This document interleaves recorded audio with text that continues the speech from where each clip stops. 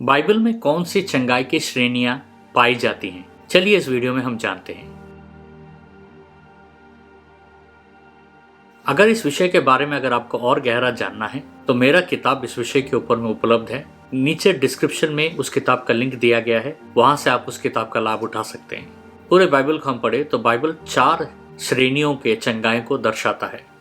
सबसे पहला श्रेणी है शारीरिक चंगाई। बाइबल में शारीरिक चंगाई बहुत ही मुख्य स्थान रखा है। अगर हम पुराने नियम से हम पढ़ेंगे या नए नियम में हम पढ़ेंगे तो दोनों नियमों में हम शारीरिक चंगाई का महत्व को हम देखते हैं। पुराने नियम में भी परमेश्वर के सामर्थ्य से लोग शारीरिक चंगाई को पाते थे और नया नियम में भी प्रभु यीशु मसीह की सेवकाई में प्रभु ने कईयों को शारीरिक बीमारियों से चंगा किया और प्रभु के बाद शिष्यों ने भी कईयों को शारीरिक बीमारी से जूझते हुए लोगों को चंगाई दिया। एक उदाहरण के रूप में अगर हम देखते हैं मत्ती का 9 का 20 और 22 में एक औरत जो 12 साल से रक्तस्राव से पीड़ित थी, प्रभु के आंचल को छुई और वो तुरंत चंगाई पाई और प्रभु ने कहा कि तुम्हारे विश्वास के कारण तुम संपूर्ण रीति से चंगाई पाई हो। मार्कुस का 10 का 46 से 52 में अगर हम देखते हैं तो एक अंधा बर्तमियस परमेश्वर को बुला रहा है। परमेश्वर उस अंधे को छू कर प्रभु चंगाई देते हैं। ऐसे कई सारे शारीरिक चंगाइयों को हम बाइबल में पढ़ सकते हैं। दूसरा श्रेणी है आत्मिक चंगाई। आत्मिक चंगाई माने हमें परमेश्वर से फिर वापस मिलाना, ये होता है हमारा आत्मिक चंगाई।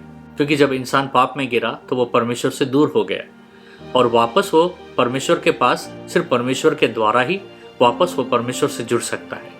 एक उदाहरण हम देखते हैं कि लूका का 5 का 17 से लेकर 26 में एक लकवा पीड़ित व्यक्ति को प्रभु यीशु मसीह कह रहे हैं सबसे पहले कि तुम्हारे पाप चंगे हुए, उसके बाद उसके शरीर में चंगाई आया।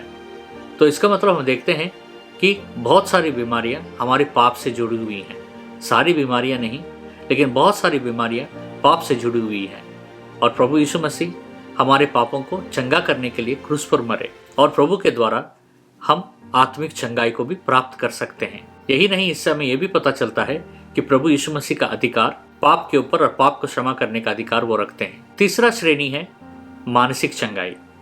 मनुष्य बहुत सारे मानसिक वेदनाओं से जूझते हैं, लेकिन बाइबल उनका आश्वासन देता है कि उनके लिए मानसिक चंगाई भी प्रभु के द्वारा उपलब्ध है।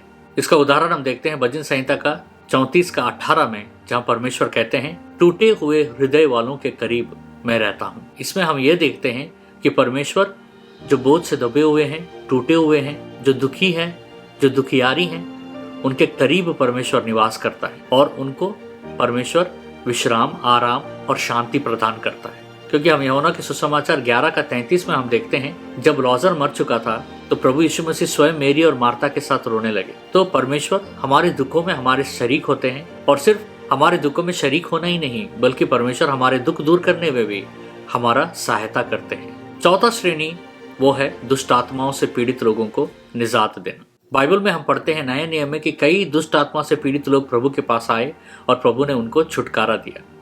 एक उदाहरण हम देखते हैं मार्कुस के 5 में 1 से लेकर 20 में कि जहां पर एक व्यक्ति दुष्ट आत्मा से पीड़ित था और परमेश्वर जब उसके अंदर से दुष्ट आत्माएं निकाल रहे थे तो उसके अंदर बहुत सारे दुष्ट आत्माएं थे और उन दुष्ट आत्माओं ने कहा कि हमें सुअरों के अंदर भेज दो। तो वो दुष्ट आत्माएं सुअरों के अंदर गए और सारे सुअर जाकर झील में गिर गए और हम वहां देखते हैं कि वो आदमी पूर्ण तरीके से छुटकारा पाया और स्थिर हुआ। बाइबल में यीशु मसीह और चेले बहुत सारे दुष्ट आत्मा से पीड़ित लोगों को रिहाई दिए और बहुत सारे लोग चंगाई पाए। इसमें हम ये देखते हैं कि प्रभु यीशु मसीह का प्रभुता दुष्ट आत्मा के ऊपर, शैतान के ऊपर और अंधकार ताकतों के ऊपर है।